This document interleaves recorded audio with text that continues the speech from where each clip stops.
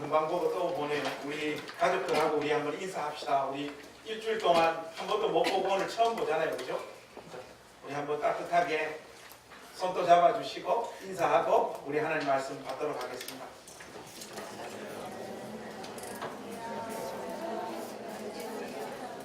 전 세계적으로 제일 설렁한 인사.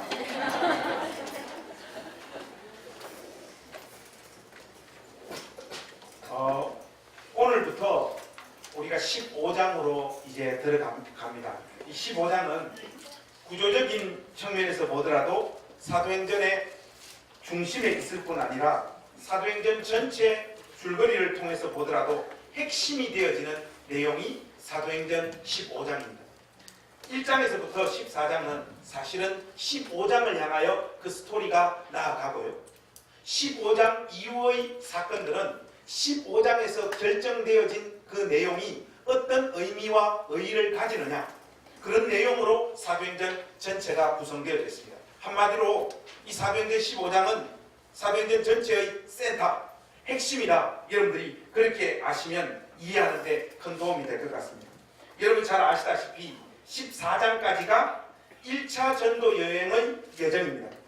바나바와 바울은 최소한 1년, 그리고 또 어떤 성경학자들은 최대한 2년 정도 1차 전도 여행의 기간이 걸렸다. 그렇게 계산을 합니다. 바로 이 1년에서 2년 가까이 걸렸던 이 1차 전도 여행에서 돌아온 바나바와 바울은 안디옥 교회의 가족들에게 선교 여행 과정 가운데 하나님께서 그들과 함께 하시며 어떤 역사들을 이루어내셨는가를 보고합니다. 그리고 꽤 오랜 기간 그들과 함께 그 안디옥 교회에 머물러 있었다. 14장이 그렇게 증언하고 있죠. 그런데 바로 이 오래 머물러 있는 이 기간 동안 오늘 우리가 읽은 이 본문의 사건이 발생되어집니다. 여러분 한번 보십시오. 바나바와 바울과 바나바가 1차 선교 여행을 마치고 돌아와서 안디옥 교회에서 휴식하며 사역하고 있는 동안 심각한 신학 논쟁이 교회 안에서 벌어집니다. 1절 말씀에 보니까 어떤 사람들이 유대로부터 내려왔다는 표현이 등장하죠. 유대로부터 내려온 이 사람들은 과연 누구일까요? 먼저 우리가 이 부분을 좀 정리를 해야 될 것 같습니다. 1절의 내용을 좀 우리가 한번 살펴보면 이 사람들이 누구인지 어느 정도 감을 잡을 수 있을 것 같아요. 그래서 여러분 우리 1절 말씀 같이 한번 읽어보십시오. 같이 한번 읽겠습니다. 어떤 사람들이 유대로부터 내려와서 형제들을 가르치되 너희가 모세의 법대로 할례를 받지 아니하면 능히 구원을 받지 못하리라 하니, 이들의 정체가 누군가 하니 할례를 받는 것이 구원을 받는 일에 핵심적인 역할을 한다고 믿는 사람들이었다. 그냥 겉으로 이 사람들의 정체를 파악하면 그렇습니다. 조금 더 이 사람들이 누군가를 명확하게 보여주고 있는 구절은 5절에 등장하고 있습니다. 이 5절은 제가 한번 읽을게요. 여러분 한번 보세요. 여기 보면 바리새파 중에 어떤 믿는 사람들이 일어나 말하되 이방인에게 할례를 행하고 모세의 율법을 지키라 명하는 것이 마땅하다 하니라. 유대로부터 안디옥 교회에 내려와서 이런 내용을 설파한 사람들은 바리새파 사람들 중에 예수님을 믿은 사람들입니다. 그런데 이들은 구원을 받는 조건으로 예수 믿는 것으로는 부족하고 모세의 율법과 특히 할례를 행해야지 온전히 구원을 받을 수 있다라고 안디옥 교회 식구들에게 가르치고 있는 사람들입니다.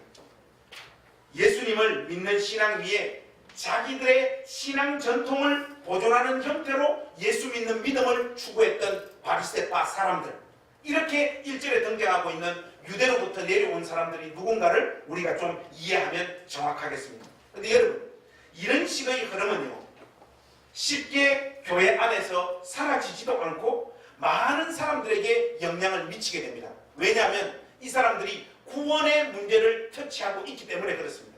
사람들은 의외로 예수 믿는 믿음으로 내가 하나님의 용납의 대상이 되었다라고 하는 것, 마지막 심판대 앞에서 하나님께서 천성의 문을 내 앞에서 열어 제쳐주실 것이라고 하는 확신이 의외로 교회 식구들에게 별로 없습니다. 이렇게 단체적으로 물어보면요, 다 아멘해요. 그런데 한 명씩 밥을 먹자고 꼬셔가지고 한 사람 한 사람 물어보면 사실 목사님 죽어봐야 알 것 같아요. 그렇게 이야기하는 사람들이 80%가 넘습니다. 그러니까 이 바리새파 사람들이 너희들 예수 믿는 것 가지고는 부족하고 거기에다 모세의 율법도 행하고 할례로 받아야 온전히 구원받는다 이렇게 이야기해버리니까 사람들의 이 중심이 얼마나 흔들리겠습니까? 교회 안에서 이런 식의 전법들은요 사람들의 그냥 믿음을 송두리째 흔들어 놓는 방향으로 흘러가게 됩니다. 15장에서 이 문제가 일단락 되어지지만요 이 문제가 사도행전 안에서 멈추지 않고 계속해서 등장하고 있는 증거가 있습니다. 여러분들 우리 말씀 한번 찾아보실까요? 사도행전 21장을 한번 가보십시오. 사도행전 21장 20절 21절 말씀. 사도행전 21장 20절 21절. 우리 소리 내서 같이 한번 20절 21절 같이 한번 읽겠습니다. 시작. 그들이 듣고 하나님께 영광을 돌리고 바울들을 이르되 형제여 그대도 보는 바에 유대인 중에 믿는 자 수만 명이 있으니 다 율법의 열성을 가진 자라. 내가 이방에 있는 모든 유대인들을 가르치되 모세를 배반하고 아들들에게 할례를 행하지 말고 또 관습을 지키지 말라 한다 함을 그들이 들었더라. 여러분 이 이슈를 가지고요 끝까지 물고 넘어집니다. 이 사람들이 예수님을 안 믿는 사람이냐? 그렇지 않아요. 예수님을 믿고 거기에다가 모세의 율법도 행해야지 구원을 받지 않느냐. 그런데 사도 바울 너는 왜 돌아다니면서 모세를 배반하고 모세의 모든 율법은 지키지 않아도 된다라고 가르치고 있느냐. 그 이야기를 사도행전 21장에서도 똑같이 이 문제를 제기하고 있는 것을 봅니다.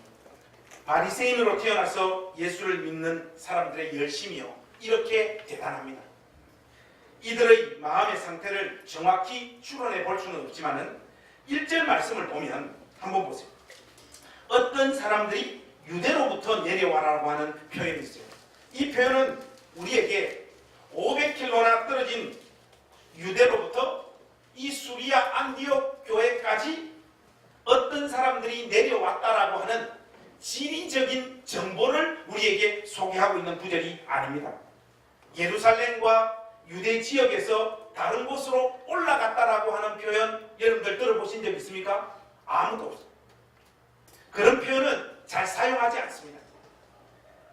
예루살렘과 유대는 거룩한 장소요 거룩한 산이기 때문에 신앙적인 입장에서는 늘 저 위에 있는 어떤 권위를 가진 지역으로 인식되어지죠. 바로 그 지역에서 수리아 안디옥으로 어떤 사람들이 내려왔다라고 하는 것은 신앙적인 잘못된 어떤 흐름들이 너희 교회 안에 있기 때문에 우리가 바른 신앙, 바른 신학이 무엇인가를 한 수 가르쳐 주겠다라고 하는 어떤 권위를 담은 어떤 액션 그런 내용들을 담고 있는 것이 유대로부터 어떤 사람들이 내려왔다 하는 이 문구 속에 담겨져 있는 것입니다.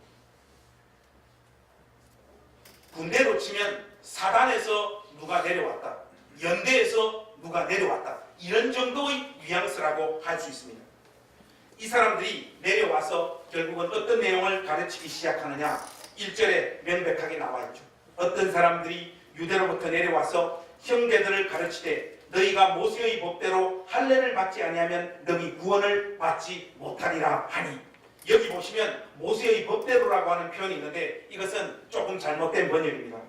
엄밀히 말하면 모세의 관습대로 이것이 원문에 더 가까운 번역입니다. 목사님 그게 그거 아닙니까? 그렇게 여러분들이 이야기할 수 있지만은 그렇지 않아요. 법은요 법제화된 규범을 뜻하는 거지만 이 관습이라고 하는 것은 법보다는 다소 약한 의미를 지닌 단어이죠. 유대인들이 할례를 받은 것은 법에 기초한 것이 아니라 그들의 관습이었던 거예요. 쉽게 말해서 바리새파 사람들 중에 어떤 사람들이 예수를 믿잖아요. 믿고 난 다음에 그들의 관습을 쫓아서 바리새파 사람들은 할례를 받아도 됩니다. 그거는 아무 문제가 없어요. 그들의 관습이기 때문에. 그러나 그들의 관습을 쫓아서 받는 이 할례를 이방 사람들도 받아야 된다라고 강조를 한다든지 그리고 받아야지만 구원을 받는다라고 가르치는 것은 잘못된 거라는 그 말씀입니다. 하나님의 백성이 되는 신분을 결정하는 핵심적인 요소 안에 할례가 담겨져 있다라고 가르치는 것은 다른 복음을 증거하는 것입니다. 당연히 이러한 주장은 격렬한 다툼을 만들어낼 수밖에 없죠. 그래서 여러분 2절 말씀에 등장하는 두 명사를 보면 이 신앙 논쟁이 얼마나 격렬한 상황으로 전개되었는가 우리가 확인할 수 있습니다. 그래서 2절 말씀 보시면 바울 및 바나바와 그들 사이에 적지 아니한 뭐가 일어났다고요? 다툼과 변론이 일어났다 이렇게 이야기합니다. 특히 여기 등장하는 다툼으로 번역된 이 단어는 헬라어로 스타시스. 여러분 지난주 설교 여러분들 기억하시죠? 이 단어는요 과격한 반란이나 소요에 해당되어지는 표현입니다. 마치 한 정권의 불의를 향하여 백성들이 촛불이나 돌을 들고 단체로 일어나는 그때 사용하는 단어가 스타시스예요.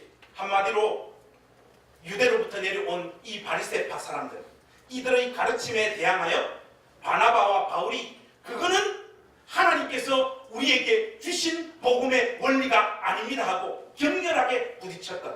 성경이 그렇게 지금 말하고 있는 것입니다.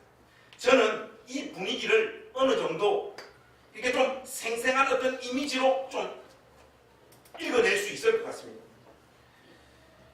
목사님들 사이에서 그런 말씀이 있어요. 교인들은 절대로 교단총회에 데리고 오지 마라. 그런 말씀이 있습니다. 여러분 목사님들이 1년에 한 번 동안 한 번에 모이는 교단총회 한번 가보신 적 있습니까? 제가 신학교 1학년 때 우리 침례 신학대학에서 교단총회하는 모습 보고 신앙을 버리려고 마음을 먹었거든요. 대통령 TV 토론은 아무것도 아니에요.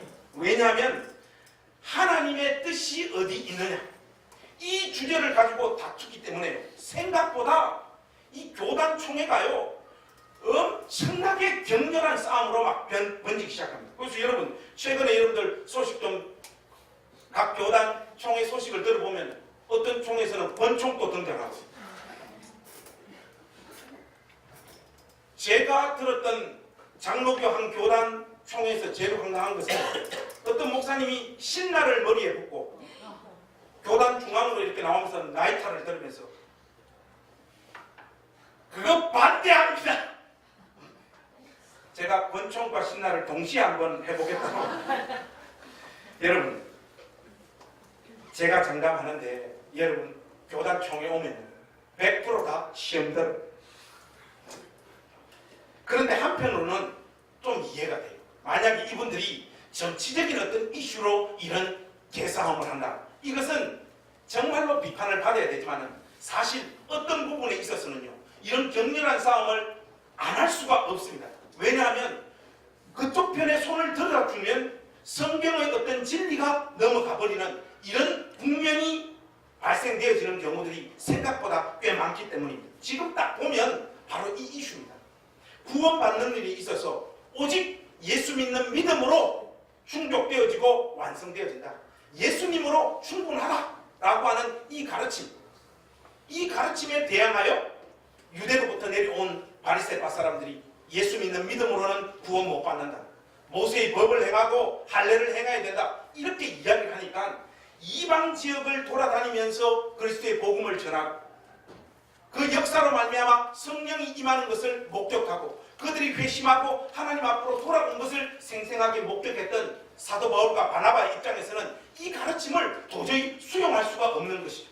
그래서 여러분 어떻게 결론을 합니까? 요즘으로 치면 이 안건에 대해서 우리 안디옥 교회 안에서 우리끼리 이야기해서는 안 되겠다.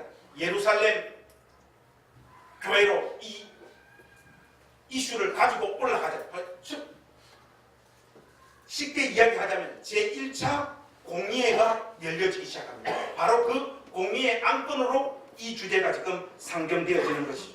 그래서 여러분 이 안건을 가지고 바나바와 바울은 안디옥 교회에서 파송받아 가지고 예루살렘으로 올라갑니다.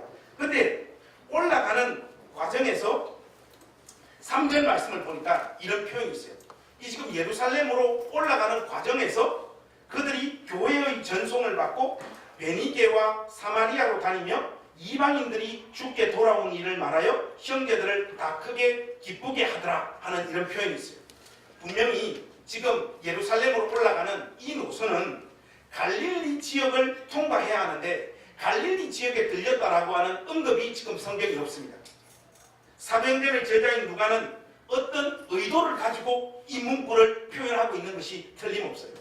두로와 시돈 지역에 있는 베니게 성도들과 특별히 사마리아에 있는 형제들을 방문했다라고 하는 이 표현은요, 이 지역 자체가 이방인들의 구원과 밀접한 연관이 있는 동네였기 때문에 그렇습니다. 그들은 예루살렘으로 올라가면서도 의도적으로 이 지역에 도착해서 그들에게 다시 한번 예수 그리스도를 믿는 것으로만 구원을 받는다라고 하는 이 복음을 전가합니다. 이 주장은요, 한마디로 공의에 가서 이 안건이 다루어져야 되지만 바나바와 바울은 이미 확신하고 있는 거예요. 구원받는 일에 할례가 필수 요소임을 주장하는 사람들의 주장이 하나님의 뜻이 아니라고 하는 것, 이것이 바나바와 바울에게 분명히 확신이 있는 것이죠. 또 어떤 한편으로는 예수 믿는 믿음으로만 구원받는 것이 하나님의 뜻이다라고 하는 것을 분명하게 천명하면서 예루살렘으로 이들은 올라가고 있는 것입니다. 그래서 여러분, 이 지역 사람들의 반응도 한번 보십시오. 성경이 뭐라고 이야기하고 있습니까? 큰 기쁨이 있었다라고 말하고 있지 않습니다. 바나바와 바울은 구원받는 일에 예수 믿는 것 이외의 것들로 필수적인 어떤 요소들로 더하는 것은 거짓 복음이라고 하는 분명한 확신을 가지고 있었던 것입니다. 갈라디아서에 가면요, 우리가 사도 바울과 바나바의 가슴 안에 이 유대로부터 내려와서 이상한 가르침을 전가하고 있는 이 사람들에 대하여 어떤 마음을 가지고 있었는지를 우리가 확인할 수 있는 구절이 있습니다. 여러분, 우리 갈라디아서로 잠깐 한번 넘어가 보십시오. 갈라디아서 2장 3절과 4절 말씀 한번 보시겠습니까? 갈라디아서 2장 3절과 4절입니다. 우리 한번 같이 읽으십시다. 시작. 그러나 나와 함께 있는 헬라인 디도까지로 억지로 할례를 받게 하지 아니하였으니 이는 가만히 들어온 거짓 형제들 때문이라. 그들이 가만히 들어온 것은 그리스도 예수 안에서 우리가 가진 자유를 엿보고 우리를 종으로 삼고자 함이로다. 사도 바울은 여지없이 이런 식의 가르침을 전가하는 자들을 거짓 형제들이다 이렇게 이야기합니다. 그런데 1장 9절에 가면요, 더 강력한 표현으로 이들의 신학 체계를 깨부숩니다. 여러분, 1장 9절, 갈라디아서 1장 9절에 가면 이 이슈와 관련해서 사도 바울이 더 명확한 몫을 받습니다. 1장 9절 우리 한번 같이 읽어보실까요? 시작. 우리가 전에 말하였거니와 내가 지금 다시 말하노니 만일 누구든지 너희가 받는 것 외에 다른 복음을 전하면 저주를 받을지어다. 이 거짓 형제들이 전하는 이 복음은 다른 복음이라는 거예요.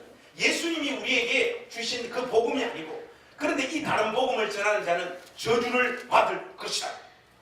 아주 강력한 천명을 하고 있는 것을 우리가 확인할 수 있습니다. 사도 바울의 입장은 분명합니다. 오직 하나님의 은혜로 발생된 믿음만이 구원의 조건이지 그것 이외에 그 어떤 것도 구원의 조건으로 더할 수 없다. 이것이 사도 바울이 가진 믿음의 확신이었습니다. 만약에 믿음으로 구원받는다는 이 사실에 다른 조건을 붙이는 자가 있다면 그는 거짓 형제요, 다른 복음을 전하는 자요, 고로 그는 하나님의 저주의 대상이다. 그렇게 이야기하고 있는 것입니다. 이런 확신 가운데 예루살렘에 도착한 두 사도는 자신들을 영접한 예루살렘의 성도들과 장로들과 사도들 앞에 자기들이 이방 지역을 돌아다니며 복음을 전거했을 때 하나님께서 이방인들에게 어떻게 성령을 허락하셨고 그들을 하나님 백성 된 자리로 유대인인 우리와 아무런 구별과 차별 없이 용납하시고 받아들였음을 그들에게 전거했습니다. 그런데 여러분, 여기에 보시면요, 이 이야기들이 어떤 느낌으로 예루살렘 공예에 참여한 사람들에게 들려졌을까? 희미하지만 우리에게 이 바나바와 사도 바울의 이 진술이 굉장히 그들의 마음을 움직이고 긍정적인 어떤 반응을 이끌어내고 있었다는 것을 우리가 알 수 있는 구절이 하나 있어요. 여러분들 그 말씀을 보면 영접하다라고 하는 단어가 거기 등장하죠. 영접하다. 이 단어는 헬라어 동사로 파라테코마인데 그 의미가 어떻게 해서 영접하다라고 하는 의미가 됐는지 모르지만 이 단어의 1차적인 의미는요, 크게 기뻐하다. 한마디로 바나바와 사도 바울이 예루살렘에 와서 선교 보고를 하고 하나님께서 이방인들에게 어떻게 역사하셨는가를 이야기하기 위해서 온 그 두 사람을 크게 기뻐하며 받아들였다라고 하는 이 분위기를 여러분들이 좀 캐치하셔야 됩니다. 제가 너무 건너짓는 건지 모르겠지만은 아마도 오직 믿음으로만 구원받고 이방인들도 그 어떤 차별이 없이 구별이 없이 유대인인 우리처럼 하나님께서 용납하시고 받으셨다라고 하는 이 가르침들이 예루살렘 공의의 권속들에게 굉장히 설득력 있게 받아들여졌던 것 같습니다. 왜냐하면요, 거기 보시면 사도 바울과 바나바의 이 보고에 대한 반응이 5절 말씀에 보면 바리새파 쪽에서 나옵니다. 그래서 여러분 우리 5절 말씀 한번 보실까요? 5절 말씀 우리 한번 소리내서 한번 같이 읽으십시다. 5절 여기 보면 4절 맨 끝에 보시면 행하신 모든 일을 말하매 5절 같이 하겠습니다. 시작. 바리새파 중에 어떤 믿는 사람들이 일어나 말하되 이방인에게 할례를 행하고 율법을 지키라 명하는 것이 마땅하다 하니라. 여러분 여기 보면 일어나라라고 하는 표현이 있잖아요. 일어나라. 그렇지 않습니까? 바리새파 사람들이 일어났다라고 했잖아요. 이런 말을 하매 바리새파 사람들이 일어났다. 근데 여러분 5절 말고 다음 주에 우리가 살펴볼 7절 말씀에도 한번 보세요. 거기도 보면 누가 일어납니까? 베드로가 일어나죠.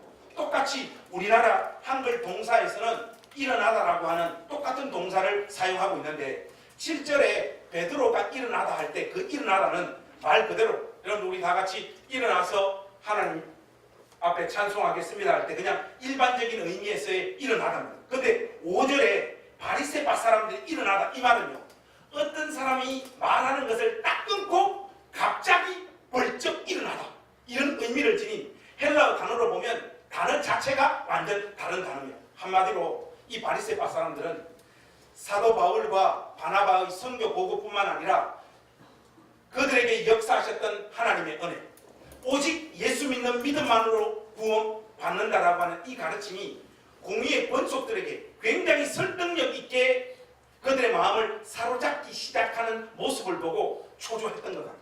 근데 갑자기 일어나서 그들이 뭐라고 이야기합니까?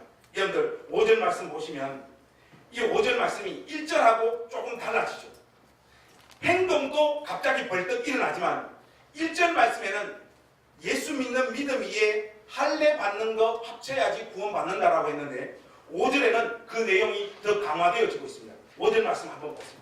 바리새파 중에 어떤 믿는 사람들이 일어나 말하되 이방인에게 할례를 행하고 또 뭡니까? 모세의 율법을 지키라 명하는 것이 마땅하다 하니라. 더 더해버립니다. C.S. 루이스가 스크루테이프의 편지에 이런 이야기를 합니다.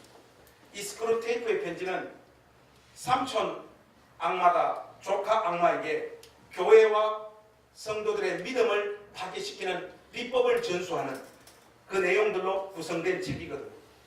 여기에 보면 삼촌 악마가 그 조카 위무드에게 그리스도인들의 신앙을 무너뜨리는 한 가지 방법을 소개하면서 어떤가 하는가 하면 신앙 더하기 다른 어떤 무언가를 보태버리면 그들의 신앙은 다 깨집니다. 이 비법을 가르쳐줍니다. 믿음에다 무엇이든 덧붙여도 괜찮다라고 하는 생각을 집어넣어요. 그러면 어느새 믿음은 날아가고 덧붙여진 이 내용을 붙잡고 살다가 그들의 심령이 메말라진다는 겁니다.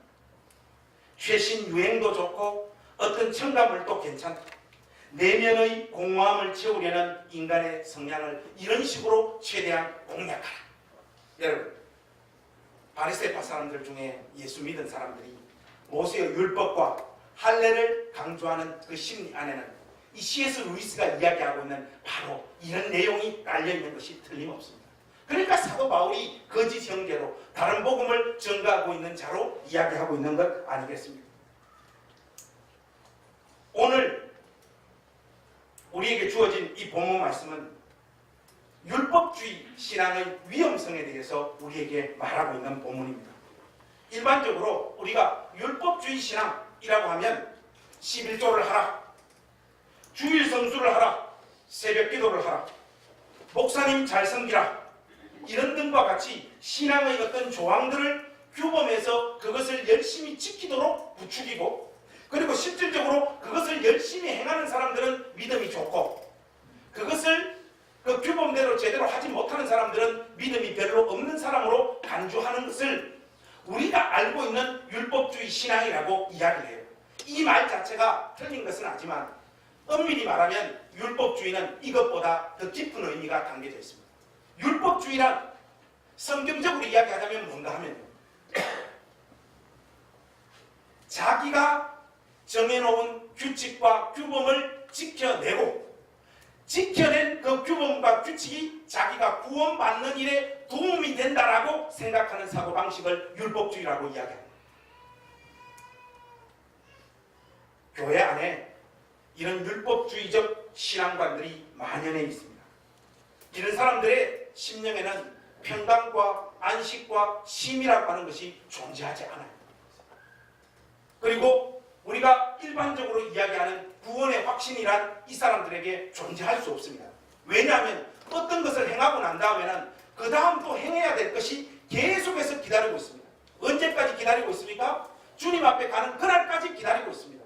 그렇기 때문에 영혼의 안식이라든지 평강이라든지 기쁨이라든지 이런 것들이 전혀 없어요. 그래서 여러분, 제가 여러분들에게 드리는 표현대로 하자면 이런 분들은 이 말을 보면 대부분 다 새로 죽음이 많습니다. 늘 인상 쓰고 고민하고 답답함과 눈물과 한숨과 고민으로만 신앙의 내용들을 채우고 있는 거예요.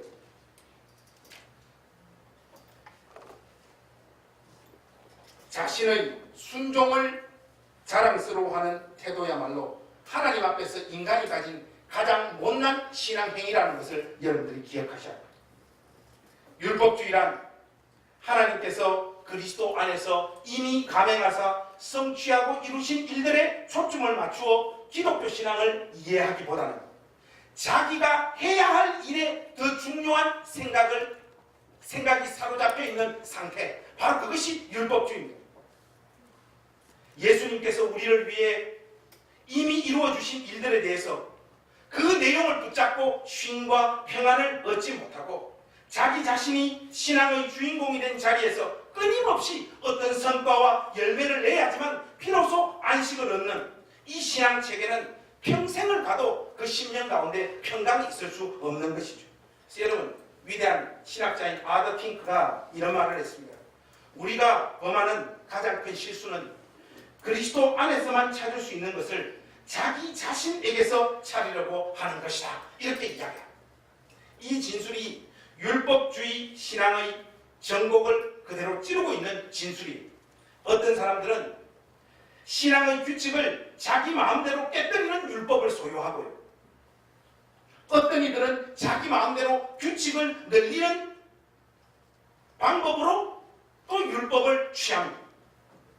교회 내에서 일반적으로 이런 율법주의 신앙관이 형성되어지는 과정과 경로가 있습니다. 제가 간략하게 한번 좀 말씀드리죠. 맨 첫 번째, 성경과 상관없는 규칙을 만들어내기 시작합니다. 두 번째, 그 규칙을 죽도록 지킵니다. 세 번째, 규칙을 어길 때는 자신을 가혹하게 자책하고 벌합니다. 네 번째, 규칙을 지킬 때는 스스로 자랑스러워요. 다섯 번째, 남들을 정죄하는 심판관으로 자기 자신을 임명합니다. 헌법재판관 돼버려요. 여섯 번째, 규칙을 어기거나 다른 규칙을 따르는 사람들을 혐오합니다. 그리고 일곱 번째, 패자들을 마음껏 멸시합니다. 이 체계가 계속 돌아갑니다. 교회 안에 이런 식의 흐름이 장악되어지기 시작하면 교회가 영적으로 피폐하고 메말라가기 시작하는 거예요. 율법주의로 사람들의 신앙이 이렇게 흘러가는 진짜 이유가 있습니다. 그것은 자신들이 다른 인간에게 행하는 행동 패턴을요, 하나님께 그대로 투사해서 하나님을 이해하기 때문에 그래요. 이게 무슨 말인가 하면, 우리 인간들은 이 땅에서 살아가는 동안 사람들을 향하여 무조건적인 베품이라든지 무조건적인 사랑이라고 하는, 무조건적인 용서라고 하는 개념을 우리 인간들은 가지고 있지 않습니다. give and take, 이게 인간들이 살아가는 삶의 공식이지 않습니까? 예를 들면 여러분 누군가에게 밥을 한번 얻어먹고 나면 여기 정상적인 사람의 마음은 어떻게 합니까? 아, 나도 저 사람에게 언젠가 밥을 한번 사야 되겠다.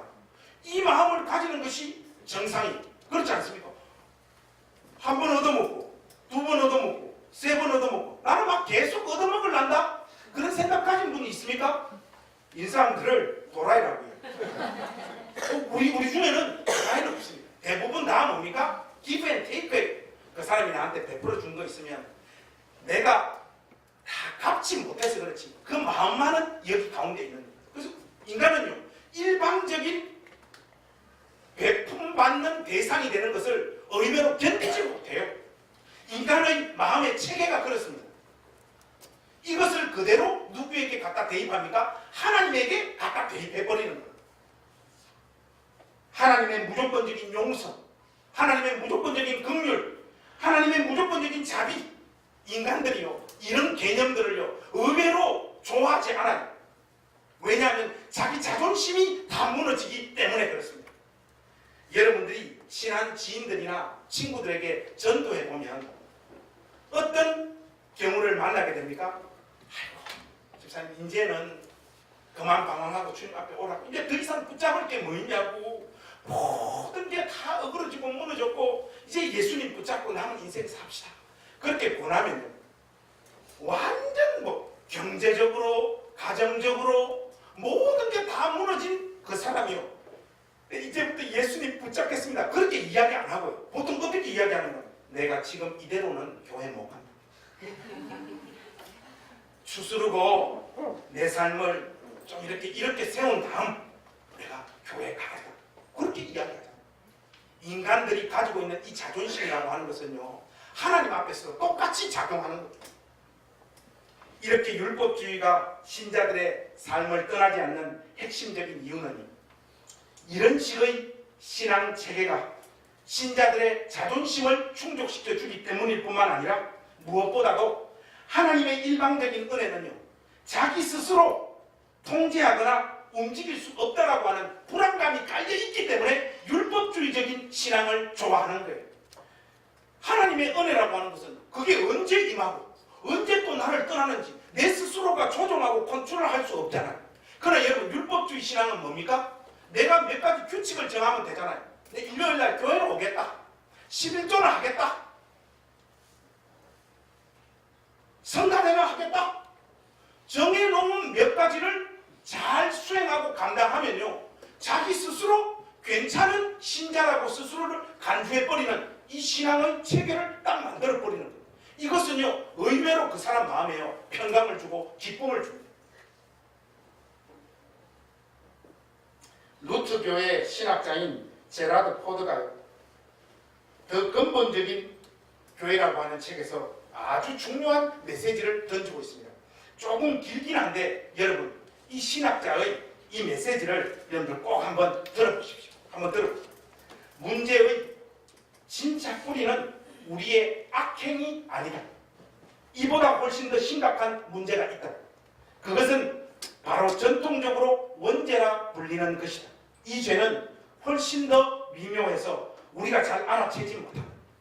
우리 자신의 윤리적 행위와 도덕성, 선행과 힘에 의지해서는 안 된다. 그 이유는 단순하다. 이것은 은혜를 거부하는 일이기 때문이다. 전능하신 하나님은 절대적인 은혜라는 선물을 주시는 분으로만 알려지시기 원한다. 하지만 우리는 그 은혜를 거부한다. 은혜는 너무 값싸기 때문에 우리 스스로 해내겠다고 우리는 고집을 부린다.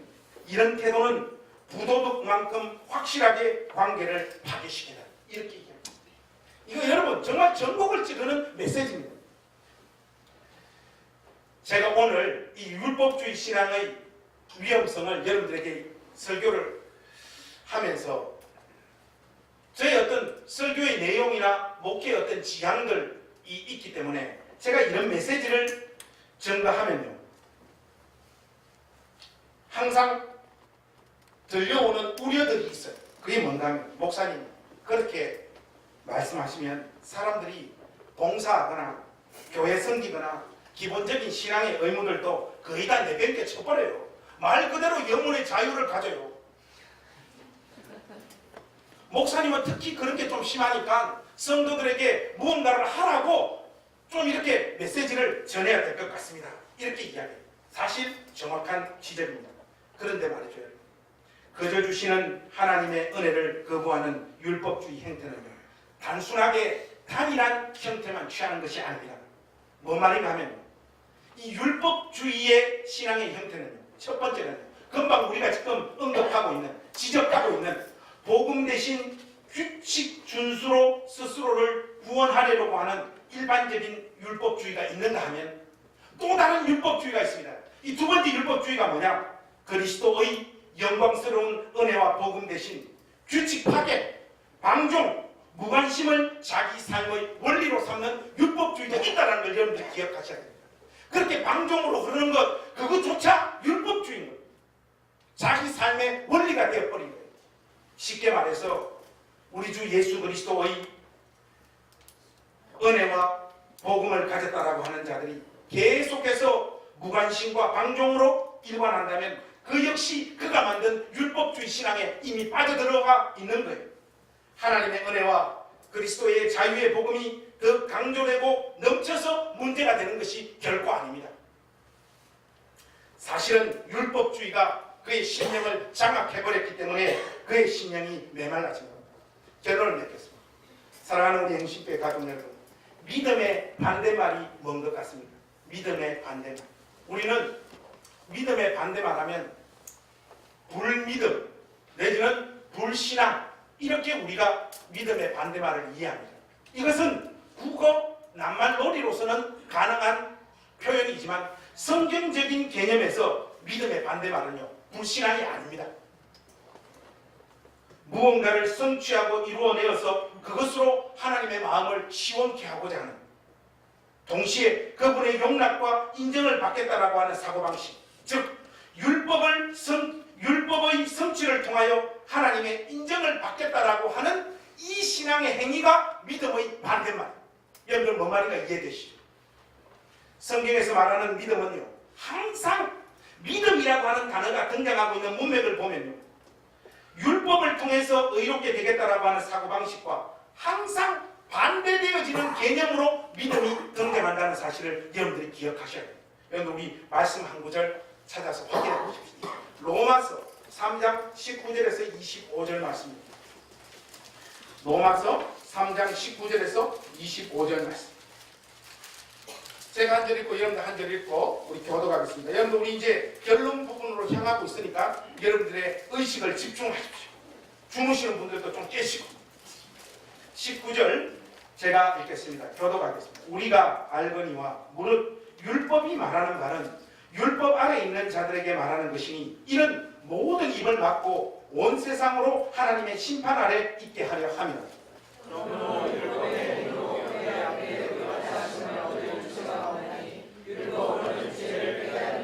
이제는 율법 외에 하나님의 한 의가 나타났으니 율법과 선지자들에게 증거를 받은 것이라.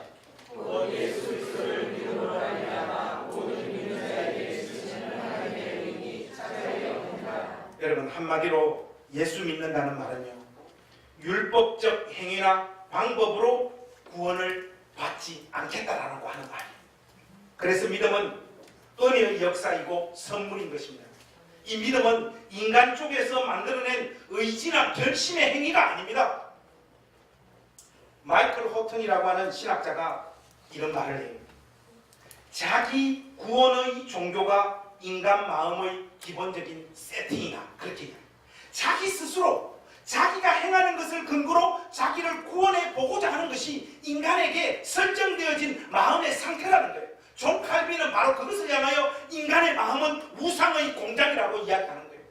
사랑하는 우리 행신교회 가족 여러분, 그리스도가 완성하신 일보다 여러분 자신이 어떻게 해야 할까를 더 강조하고 그 신앙의 체계를 붙잡고 있는 것은 기독교 허구를 뒤집어쓴 자기애에 불과하다는 것을 여러분들이 기억하셔야 합니다. 우리는 아들의 신분을 얻기 위해 주님을 섬기는 사람들이 아닙니다. 이미 새로운 신분을 받았기 때문에 하나님을 섬기는 사람들입니다. 순종의 행위를 한다고 해서 보상을 받는 자리로 우리는 부름받지 않습니다. 순종하는 자체가 하나님께서 우리에게 베푸신 보상인 줄로 믿습니다. 또한 순종하지 않았다는 이유로 우리는 징벌을 받지 않습니다. 오늘 여행 가신 우리 집사님들 산에서 돌 안 내려와요. 예배드리는 우리는 지겹지만 그들은 지금 뷰티풀 원더풀 하고 있습니다. 다만 불신앙의 결과로 스스로 고통을 받고 그 고통의 원인을 우리 스스로 만들어내는 것뿐이에요. 우리는 스스로의 노력으로 결단코 하나님의 생명의 역사를 맛볼 수 없습니다. 하나님 그분의 생명, 하나님 그분께서 그분의 생명을 우리에게 주셔야지만 그리스도의 생명을 우리가 맛볼 수 있는 줄로 믿습니다. 저와 여러분들이 바로 이 자리로 부름받고 있는 사람들이에요. 사랑하는 우리 행신교회 가족 여러분, 혹시 여러분들 마음 가운데 있는 이런 율법주의적인 신학 체계가 있다면 오늘 이 체계 안에서 해방되어지는 은혜의 역사가 있기를 우리 주님의 이름으로 축복합니다. 여러분들이 끊임없이 이 율법주의적인 신앙을 붙잡고 있는 이유는요, 결국은 나는 너와 다르다라고 하는 이 주장을 해보고 싶은 거예요. 유대로부터 내려온 바리새파 사람들이 안디옥 교회 권속들에게 지금 뭘 해보고 싶은가 하면 너희들은 신앙의 하수다 이거 아닙니까? 우리가 정통이고 우리가 가르쳐주는 방식대로 믿어야 구원받는다는 거 아니에요. 여러분 오늘도 똑같습니다. 이 율법주의적인 신앙 체계 안에 있는 사람들은요, 끊임없는 자기의 비교 우위에서 서 있는 마음의 상태 벗어나지 못해요. 그래서 저는 오늘 우리 행신교회 가족들하고 좀 의외라고 여러분들이 생각될지는 모르겠지만은 에베소서 4장에 있는 말씀을 오늘 하나님께서 우리에게 최종적으로 주시는 말씀으로 우리가 한번 받고 싶습니다. 에베소서 4장 1절에서부터 6절 말씀. 특별히 여러분 그 5절 말씀 읽을 때 세례라 하지 말고 침례로 이렇게 읽어주시면 좋겠습니다. 자, 우리 1절부터 우리 다이렉트로 6절까지 우리 한번 한 목소리로 같이 한번 읽겠습니다. 시작. 그러므로 주 안에서 갇힌 내가 너희를 권하노니 너희가 부르심을 받는 일에 합당하게 행하여 모든 겸손과 온유로 하고 오래 참음으로 사랑 가운데서 서로 용납하고 평안에 매는 줄로 성령이 하나 되게 하신 것을 힘써 지키라. 몸이 하나요 성령도 한 분이시니 이와 같이 너희가 부르심의 한 소망 안에서 부르심을 받았느니라. 주도 한 분이시오 믿음도 하나요 침례도 하나요 하나님도 한 분이시니 곧 만유의 아버지시라. 만유 위에 계시고 만유를 통일하고 만유 가운데 계시도록. 여러분 4절부터 6절 말씀이 뭡니까? 소위 말하는 더 깊은 신앙이라든지 더 멋진 신앙의 경지라고 하는 것은 존재하지 않는다는 거예요. 모든 믿음은 그리스도를 믿는 것으로 충족되어지고 완성되어지는 겁니다. 우리 모두는 그리스도 안에 있는 사이. 근데 여러분 우리가 이 신앙의 은혜를 배척하고 율법주의적인 신앙의 체계로 우리 가슴을 채우기 시작하면요, 뭐가 안 되기 시작하는가 하면 사람을 깔보기 시작하는 거예요. 깔보기 시작하기 때문에 어떤 일이 벌어집니까? 1절에서부터 3절의 역사가 교회 안에서 사라집니다. 특별히 여러분 2절에서부터 이 3절의 역사가 없어지는 거예요. 모든 겸손, 여러분들 겸손이 어떻게 있을 수 있습니까? 모든 겸손과 온유로 하고 오래 참음으로 사랑 가운데서 서로 용납하고. 여러분 이런 현상들이 교회 안에서 자연적으로 일어나는 것이 마땅한 줄로 믿습니다. 왜냐? 너나 나나 모두가 하나님의 사랑의 대상이고 동일한 존재인 거예요. 이 세상에서 살아가는 어떤 삶의 수준이나 인격의 정도가 차이가 날지 모르겠지만은 우리 모두는 그리스도께서 흘려주신 그 피의 속죄가 아니면 영원한 심판의 자리로 내몰릴 수밖에 없는 동일한 죄인들이라고 하는 이 철저한 인식이 없으면요, 형제 자매를 향하여 우리는 겸손할 수 없고 온유할 수 없고 오래 참을 수 없고 사랑 가운데 서로 용납할 수 없습니다. 평안에 매는 줄로 성령이 하나 되게 하신 것을 우리가 지킬 수 없는 거예요. 여러분 우리 교회 안을 객관적으로 한번 살펴보십시오. 목이 곧은 백성이 우리 행신교회 안에는 한 사람도 없기를 주님의 이름으로 부탁합니다. 아멘. 주님의 마음으로 여러분들에게 진심을 다하여 권합니다. 그리스도로 충분하다라고 하는 이 복음을 붙잡으시고 그 복음을 붙잡은 진실로 붙잡은 사람 안에서 뿜어져 나오는 모든 겸손과 온유와 오래 참음과 사랑 가운데서 서로 용납하는 이 은혜의 역사가 여러분 생애 가운데 흘러 넘치시기를 우리 주님의 이름으로 축복합니다. 네. 기도하겠습니다. 하나님, 예수님으로 충분하라고 하는 하나님, 우리가 이걸 잊지 않도록 도와주시고 우리 마음에 자리 잡고 있는 율법주의적인 신앙의 요소들 이 자리에서 해방되어지는 은혜를 우리 가운데 허락하여 주시옵소서. 하나님, 행여 저희들이 이 메시지를 붙잡고 방종과 나태함으로 우리의 삶을 내몰아가는 그런 어리석은 신자들 되어지지 않도록 특별한 간섭과 은혜로 우리 모두와 함께하여 주시옵소서. 예수님의 이름으로 기도하옵나이다. 아멘.